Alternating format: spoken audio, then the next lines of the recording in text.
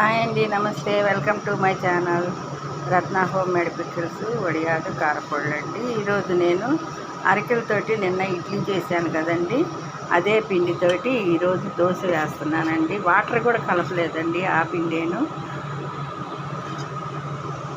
కొద్దిగా చిక్కగా ఉంటే కలుపుకోవచ్చు, నాకైతే కొంచెం లూజ్గానే ఉందండి, అందుకని నేను నీళ్లు కలపలేదు.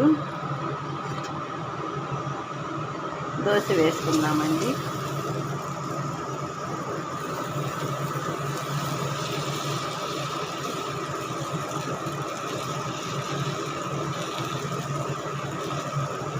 అరికెలతోటి కారం దోశ అండి ఇది.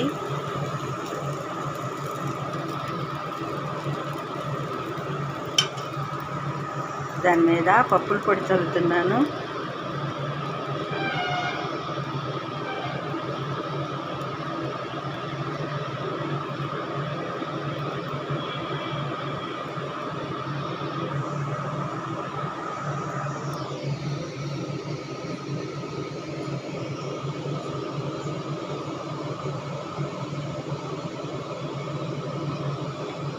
జీలకర్ర, పెద్దల్లిపాయి,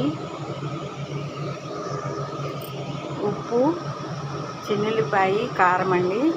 ఎండుమిరపకాయలు నానేసి వేడి నీళ్ళల్లో దాంతో చేసుకుంటారు. నేనైతే టైం లేక కారమే వేసేసాను. రెడ్ చట్నీ అంటారండి దీన్ని, ఉల్లిపాయ చట్నీ, ఉల్లి కారం అని కూడా అంటారు.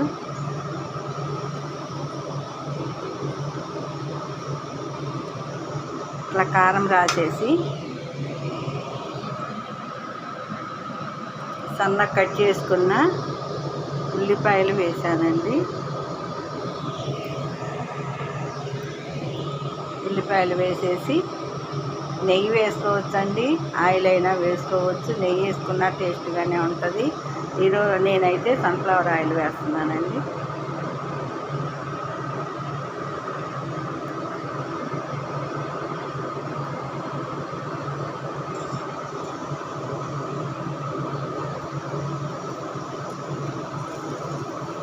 ఇది ఇట్లానే తినేసినా బాగుంటుందండి. చట్నీ, టమాటా చట్నీ దేనిలోనైనా బాగానే ఉంటుంది. జీలకర్ర కూడా వేసానండి ఉల్లిపాయ కారంలో.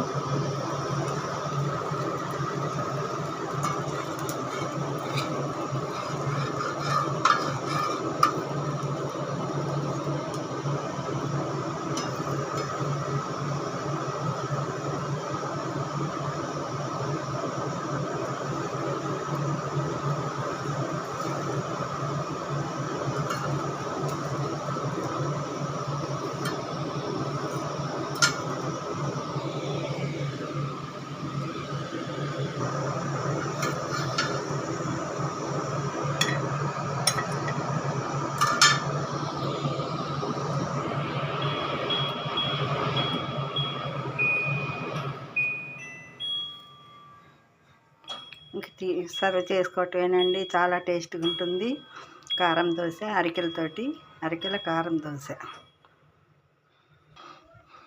చూడండి, టమాటా చట్నీ, పల్లీల చట్నీ అండి, చాలా టేస్ట్గా ఉంటుంది. సాంబార్ తోటి కూడా తినచ్చు. ఇట్లా ఇంకోండి, ఇలా వట్టిదైనా తినేసేయచ్చు, బాగానే ఉంటుంది. సూపర్ టేస్ట్గా ఉంటుందండి. ఆరోగ్యానికి కూడా చాలా మంచిది. చాలా క్రిస్పీగా వచ్చింది చూడండి.